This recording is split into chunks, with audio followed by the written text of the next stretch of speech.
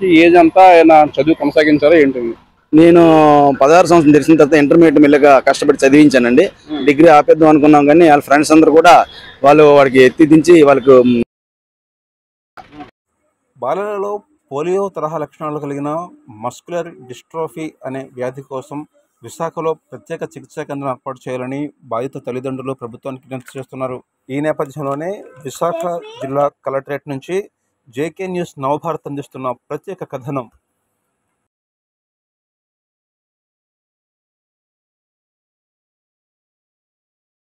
ప్రజలు ఎదుర్కొంటున్న సమస్యల పరిష్కారం కోసం విశాఖ కలెక్టరేట్ ఆవరణలో ప్రతి వారం కూడా ఒక కార్యక్రమం కొనసాగుతూ ఉంటుంది. ఇదే క్రమంలో కొంతమంది దివ్యాంగులు కూడా ఇక్కడ కలెక్టరేట్ ఆవరణ రావడం, తమ సమస్యను కలెక్టర్ వినతిపత్రం రూపంలో అందడం జరిగింది. ఈ నేపథ్యంలోనే వారు ఎందుకు వచ్చారో తెలిసిన ప్రయత్నం చేస్తాం. సార్, మేము ఏఆర్డిఓ అమరావతి రేర్ డిసీజ్ ఆర్గనైజేషన్ తరఫున వచ్చాము.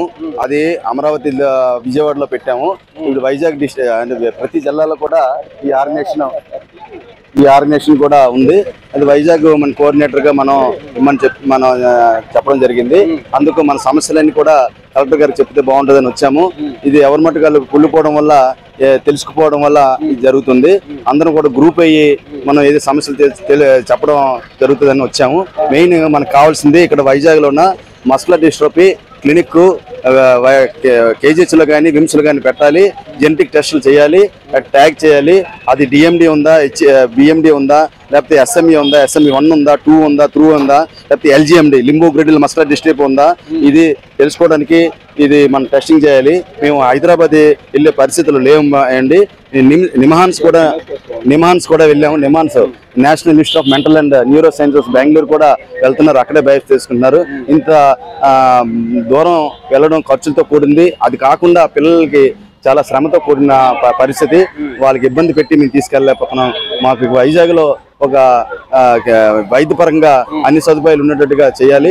నెక్స్ట్ ఫిజియోథెరపీ రిహాబిలిటేషన్ సెంటర్ కూడా పెట్టాలి. నెక్స్ట్ ఈ పిల్లలు ఆదుకోలేక తల్లిదండ్రులు కూడా చనిపోతున్నారు. వాళ్ళకి ఒక షెల్టర్ కూడా ఏర్పాటు చేస్తే వాళ్ళు ఆ పిల్లలు ఉండడానికి అవకాశం ఉంటుంది. ఎందుకంటే మారుమూల గ్రామంలో చాలా మంది తల్లిదండ్రులు చనిపోతున్నారు చేయలేక, తర్వాత ఇది ఏడ్చలేక, తర్వాత వాళ్ళు ఆయుష్ ఉంటుంది.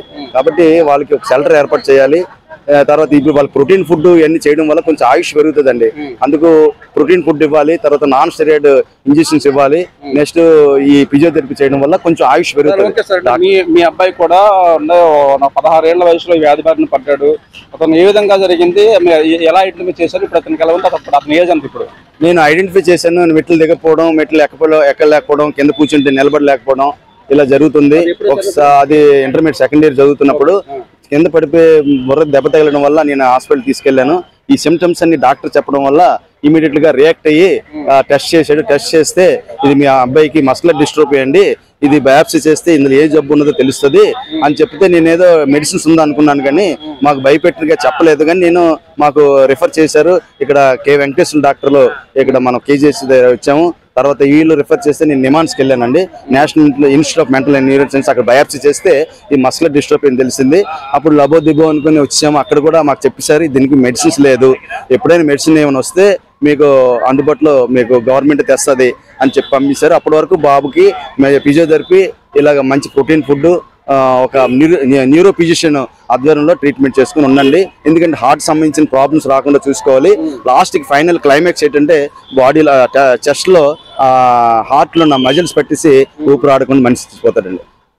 అయితే ఓకే సార్, అంటే ఇవంటే ఇప్పుడు మీ అబ్బాయికి ఏజ్ అంతా ఆయన చదువు కొనసాగించారా ఏంటి? నేను 16 సంవత్సరం తెలిసిన తర్వాత ఇంటర్మీడియట్ మెల్లగా కష్టపడి చదివించానండి. డిగ్రీ ఆపేద్దాం అనుకున్నాం కానీ వాళ్ళ ఫ్రెండ్స్ అందరూ కూడా వాడికి ఎత్తి దించి వాళ్ళకు 2 ఫ్లోర్లైనా ఎక్కించుకొని మొత్తం మీద డిగ్రీ కంప్లీట్ చేశాడు. కానీ ఉద్యోగం చేయలేని పరిస్థితి అండి. ఓకే సార్, అంటే సాధారణంగా ఇప్పుడు ఈ వ్యాధికి కారణం ఏంటి, ఏ వయసులో వచ్చే అవకాశం ఉంది, ఒకవేళ వస్తే తగ్గే ఒక అవకాశం ఉందా? ఈ వ్యాధికి కారణం ప్రధాన కారణం డాక్టర్లు చాలా రకాలుగా అడుగుతారు. ఇది రక్త సంబంధమా మేనరకమా అని అంటారు. కానీ మేనరకం రక్త సంబంధం ఒక 10% ఉంటుంది. 90% దూర సంబంధం నుంచి వస్తుంది. ఇది బ్లడ్ లోన ఎక్కడో ప్రాబ్లం ఉంటుంది, లేకపోతే ఇన్హెరెంటెడ్ గా పూర్వం ఎవరికైనా ఆ కుటుంబంలో ఉన్న వాళ్ళు కూడా ఉన్నప్పుడు కూడా వస్తుంది. ఇది దానివల్ల కూడా వస్తుంది. ఇది అంటే మజిల్స్ అన్ని కూడా ముందు నడవు, కాళ్ళు చేతులు నడలేకపోతారు, అడుగులు సరిగ్గా పడవు, నడక కూడా మారిపోతుంది. అప్పుడు వీళ్ళు హాస్పిటల్ తీసుకెళ్ళడం వల్ల ఇది మస్కులర్ డిస్ట్రోఫీ అని డిక్లేర్ చేయడం జరుగుతుంది. వ్యాధి వచ్చిన తర్వాత జీవితకాలం ఏమైనా తగ్గుతుందని, ఇది వ్యాధి వచ్చిన తర్వాత ప్రపంచంలోనే మందులు లేవు అంటున్నారండి. మందులు లేవు, ఇది జాగ్రత్త చూసుకోవాలని అంటున్నారు. ఇది కానీ ఫారిన్ కంట్రీస్ లో చాలా డెవలప్ చేస్తున్నారు, ట్రయల్స్ చేస్తున్నారు. అది కోట్ల రూపాయలు పెట్టి అమ్ముతున్నారు. మీరు క్రౌడ్ ఫండింగ్ ద్వారా SMA 1కి 6 months లో వస్తుంది. అది 1 year లో పిల్లలు చనిపోతాడు అనేసి 26 కోట్లు ఇచ్చి కొంటున్నారండి. అది క్రౌడ్ ఫండింగ్ ద్వారా చేస్తున్నారు. అలాంటి మెడిసిన్స్ ఉన్నాయండి ప్రపంచంలో. అది మన భారతదేశం వాళ్ళు కూడా అది తీసుకొచ్చి ట్రయల్స్ చేసి మన ఇండియాలో ట్రయల్ చేసి పిల్లలకి ఇస్తే మనం కూడా బాగుపడతామండి. మనకు కూడా ఎకానమీ పెరుగుతుంది. ఇది కూడా మనం ఇతర దేశాల్లో మనం మంచి పేరు ఉంటుందండి. రైట్ సార్, ఇప్పుడు మాకు ఫైనల్ గా చెప్పండి, దాదాపుగా మన దేశంలోనే ముఖ్యంగా మన విశాఖపట్నం చూసుకున్నట్లయితే లేదా మన రాష్ట్రం చూసుకున్నట్లయితే ఓవరాల్ ఎంతమంది ఈ వ్యాధితో బాధపడుతూ ఉంటారు? ఇది ఈ జనాభాలో ఉన్న 2500 3000లో ఒక పర్సన్కి ఉంటుందండి, ఒకటి ఉంటుంది. అది జనాభా ప్రాతిపదికంగా మనం లెక్కేసుకుంటే మనకి ఆ ఫిగర్ వచ్చేస్తుందండి. ఇంచుమించు మేము అనుకుంటున్నాం 3000 మంది నాకు ఈ ఉత్తరాంధ్రలో ఉన్నారు. వైజాగ్లో ఇంచుమించు 500 వరకు ఉంటారు అనుకుంటున్నాము. ఎక్కడెక్కడ ఉన్నారు, ఎందుకంటే గవర్నమెంట్ 15,000 రూపాయలు పెన్షన్ ఇస్తున్నారు. అది సచివాలయం ద్వారా మనకి ఆ డేటా తెలుస్తుందండి. ఆ డేటా కూడా గవర్నమెంట్ అఫీషియల్ దీంట్లోనే పెట్టుకోవాలి. ఇది జెనెటిక్ డిజార్డర్ గా మనం ట్రీట్ చేసి మస్కులర్ డిస్ట్రోఫీ డిక్లేర్ చేసిన తర్వాత అందరికీ 15,000 రూపాయలు ఇవ్వాలని కోరుచున్నారండి. ఎందుకంటే ఇది ప్రోగ్రెసివ్ గా అయిపోతుందండి. ఈ రోజు ఉన్న డిసీజ్ రేపు మారిపోతుంది కాబట్టి 10 సార్లు వెళ్ళి టెస్ట్ చేసుకుని పర్సెంటేజ్ పెంచుకోవడానికి చాలా కష్టపడవలసి వస్తుంది. ఇప్పుడు మీరు పవన్ కళ్యాణ్ అప్పుడు కలవడానికి ప్రయత్నం చేశారు, అప్పుడు కలిసారా లేదా ఇప్పుడు పరిస్థితి ఏంటి? ఈరోజు పవన్ కలిసారు, అప్పుడు కూడా ఏ ప్రాబ్లం పట్టుకుని వెళ్ళి కలవడానికి వెళ్ళాం, కానీ అది అక్కడ కల్లాపోయామండి.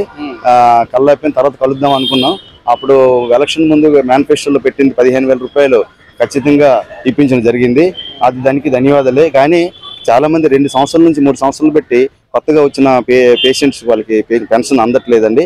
వాళ్ళు తొందరగా ఈ మస్కులర్ డిస్ట్రోఫీ వాళ్ళకి పెన్షన్ ఇవ్వాల్సిందిగా కోరుచున్నాం అండి. ఆ విషయం గురించి మేము పవన్ కళ్యాణ్ కలిసాము.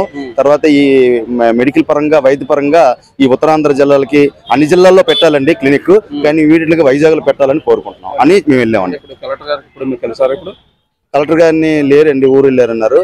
తర్వాత కన్సర్న్ ఆఫీసర్స్ జాయింట్ కలెక్టర్ DRDOని కలిసాము. తర్వాత KGH సూపరింటెండెంట్ రిప్రజెంట్ వచ్చారండి, వాళ్ళు కూడా డిస్కస్ చేశారు. దీని విషయమే ఆ సూపరింటెండెంట్ తో మాట్లాడి మీకు ఏ విషయం చెప్తామన్నారు. DMH వాళ్ళేమో 5 గంటలకి నాకు ఆఫీస్కి రమ్మన్నారు. ఇది చాలా బ్రీఫ్ గా మనం తెలుసుకునే ప్రయత్నం జరిగింది. రాష్ట్ర వ్యాప్తంగా సుమారు 3,000 మంది వరకు కూడా ఈ వ్యాధితో ఎరుదైన వ్యాధితో బాధపడుతున్న వారని చెప్తూ ఉండొచ్చు ఒక అంచనా. అంటే ప్రతి 2,500 మంది లేదా 3,000 మందిలో ఒకరికి ఎరుదైనటువంటి వ్యాధి వస్తుంది. అంటే ఇది ఎప్పుడు వస్తుంది చెప్పి స్పష్టంగా చెప్పలేం, కానీ ఉదాహరణకి వీళ్ళు అబ్బాయి తీసుకున్నట్లయితే 16 ఏళ్ల వయసులోని ఇంటర్మీడియట్స్ అవుతున్న వయసులోని ఈ వ్యాధి బారిన పడడం జరిగింది. ప్రస్తుతం అతని ఏజ్ 34 ఏళ్ళు. అయితే అతని స్నేహితుల ప్రోద్బలంతో స్నేహితుల దగ్గరుండి 2 అంతస్తులు 3 అంతస్తులు ఎక్కించి డిగ్రీ పూర్తి చేయడానికి చాలా కీలకంగా వ్యవహరించారు. అయితే ప్రస్తుతం అయితే అతని ఇళ్లలోనే ఉన్నాడు, మంచానికే పరిమితమయ్యాడు. అతని సొంత పనులు కూడా చేయాలంటే ఎవరో ఒకరు సాయం చేసుకోవాల్సిన పరిస్థితి ఏర్పడింది. కాబట్టి ప్రభుత్వం తక్షణమే స్పందించాలని, విశాఖపట్నంలో కూడా ఒక రిహాబిలిటేషన్ సెంటర్ని ఏర్పాటు చేయాలని చెప్పేసి కోరుతున్నారు. ఇది ఓవరాల్గా పరిస్థితి. Video journalist Hemanth Jagadish Kumar, JK విశాఖలోని కలెక్టరేట్ నుంచి.